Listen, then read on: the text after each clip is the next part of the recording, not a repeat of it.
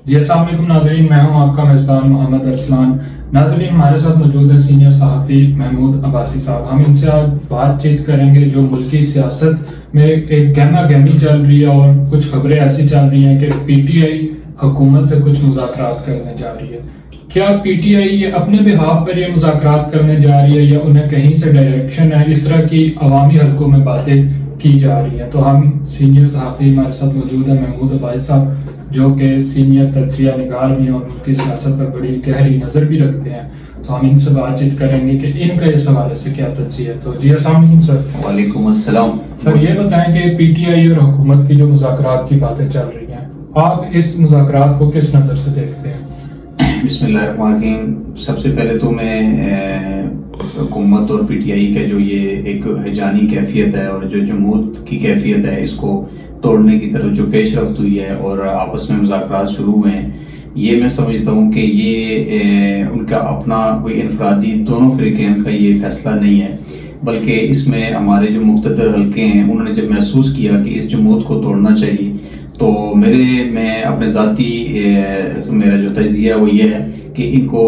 بالکل اسٹیبلشمنٹ کی طرف سے باقاعدہ اشارے ملے کہ آپ مل بیٹھ کر ملک کو یہ جو جمود کی کیفیت ہے اس کو توڑیں۔ اس کے ساتھ ساتھ یہ جو مذاکرات ہو رہے ہیں، اس میں ہمارے جتنے بھی دوست ممالک ہیں، جن میں سعودیہ ہے، ترکیہ ہے، چائنا ہے بالخصوص، جن کو اور امریکہ بھی ہو سکتا ہے کہ جن کی اس پاکستان کے اندر ایک ہیوی انویسٹمنٹ ہے اور ان کے مفادات ہیں، وہ یہ چاہتے ہیں کہ یہاں پر جو سیاسی عدم استحکام کی فضا ہے یہ ختم ہو، تاکہ ملک جو ہے وہ ترقی کرے، اور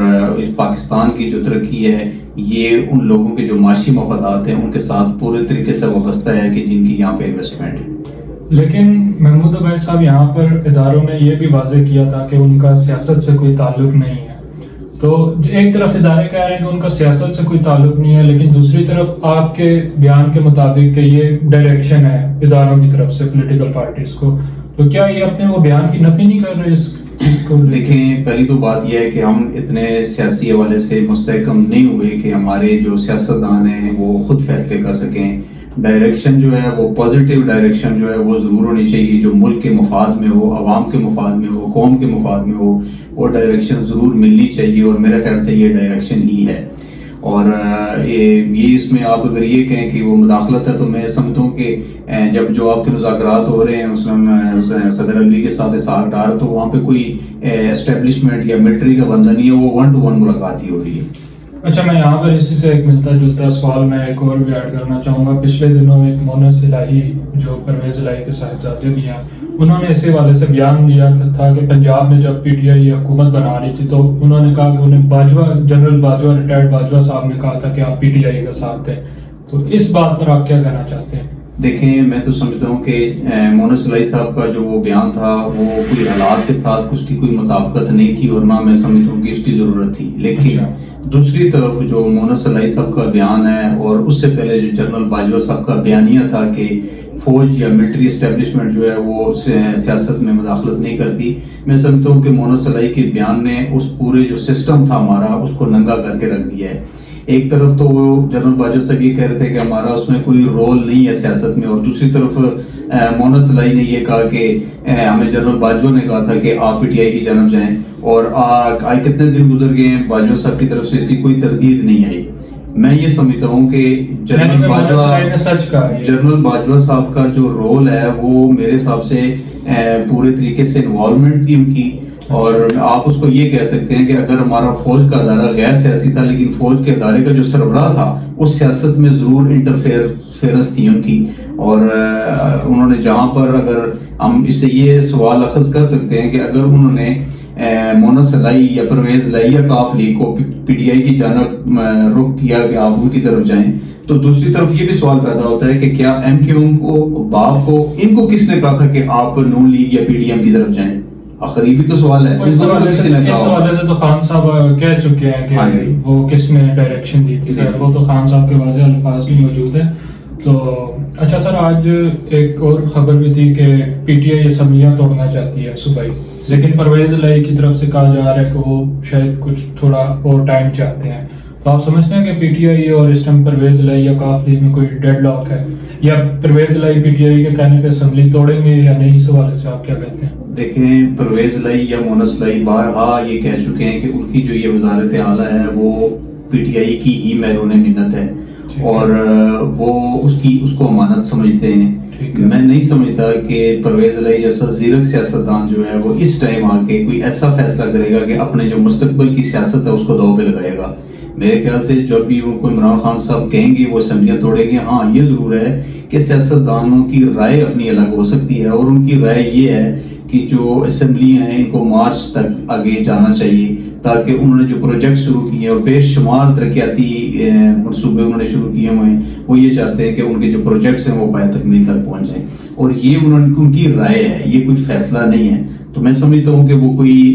ایسا فیصلہ نہیں کریں گے جو ان کا سیاسی خودکشی کا باعث بنے۔ اچھا محمود عباسی صاحب، آپ ملک میں ارلی الیکشنز دیکھ رہے ہیں؟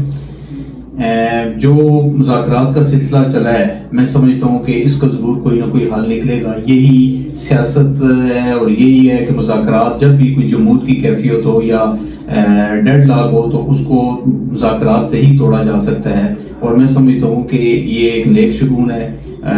اور اس کے ساتھ ساتھ ہمارے جتنے بھی سیاستدان ہیں، میں اس میں یہ ایڈ کروں گا کہ ہمارے جو سیاستدان ہیں جس میں میاں نواز شریف ایک بڑی پارٹی کو لیڈ کر رہے ہیں، آصف زرداری ہیں، عمران خان صاحب ہیں، ان سب کو، جو بھی بڑی پارٹیوں کے لوگ ہیں، ان سب کو ایک جو اپنی انا اور ضد ہے اس کو ختم کر کے کم از کم ایک مساق جمہوریت جو پہلے ایک دفعہ ایگریمنٹ سائن ہوا تھا اس طرز کا ایک نیا معاہدہ ضرور کرنا چاہیے، جس میں اسٹیبلشمنٹ کی عدم مداخلت مین ایجنڈا ہونا چاہیے، اور ملک کی بقا کے لیے ان کا ایک ہونا میں سمجھتا ہوں کہ یہ بہت زیادہ ضروری ہے۔ یعنی اگر آپ چاہتے ہیں، آپ کہہ رہے ہیں کہ بات چیت سے پولیٹیکل پارٹیز اپنے مسائل ملک کے جو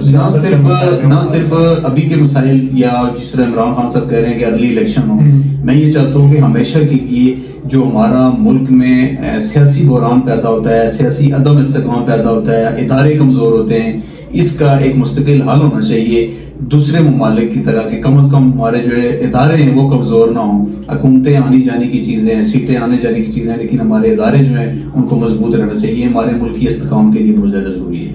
چلیں جی، محمود عباسی صاحب کا کہنا ہے کہ بات چیت سے اپنے مسئلے مسائل حل کیے جائیں۔ اچھا، آخر میں سر ایک میرا سوال ہے، وہ یہ کہ ایک ڈیلی میل کی رپورٹ ہے یہ جس میں انہوں نے اپولوجائز کیا ہے شہباز شریف سے،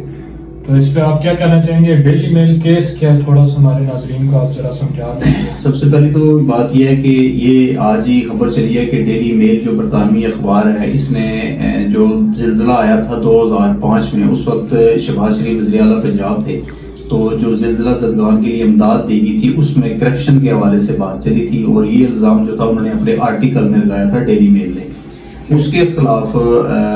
شہباز شریف جو تھے وہ ان کی عدالت میں گئے تھے، اس کے بعد ان کو کئی دفعہ نوٹسز ہوئے دونوں فریقین کو، اور آج وہ فیصلہ ابھی تو دیکھنے میں پتہ چلا ہے کہ جی ڈیلی میل نے جو ہے وہ پرائم منسٹر پاکستان سے معافی مانگی۔ اگر ایسی بات ہے تو میں سمجھتا ہوں کہ یہ پاکستان کے لیے بہت بہتر ہے، پاکستان کا امیج بہتر ہوا ہے کہ ہر کوئی جو ہے پاکستان کے اور پاکستان کے جو اہم شخصیات ہیں ان پر الزامات لگاتے ہیں، تو میں سمجھتا ہوں کہ یہ ایک نیک شگون ہے پاکستان اور پاکستانی قوم کے لیے۔ لیکن اگر ایسا نہیں ہے، کیونکہ ابھی میں نے اس کا پورا مطالعہ نہیں کیا کہ آیا واقعی انہوں نے معافی مانگی ہے یا نہیں مانگی، یا کون سے انہوں نے الفاظ استعمال کیے ہیں، لیکن اگر ایسا نہیں ہے تو وہ بھی 1-2 دن تک یہ چیز سامنے آ جائے گی۔ چلیں محمود بھائی صاحب، بہت شکریہ آپ کے ٹائم کا۔ ناظرین اب تک کے لیے اپنا خیال رکھے گا، اپنے چینل کا بھی۔ اللہ حافظ۔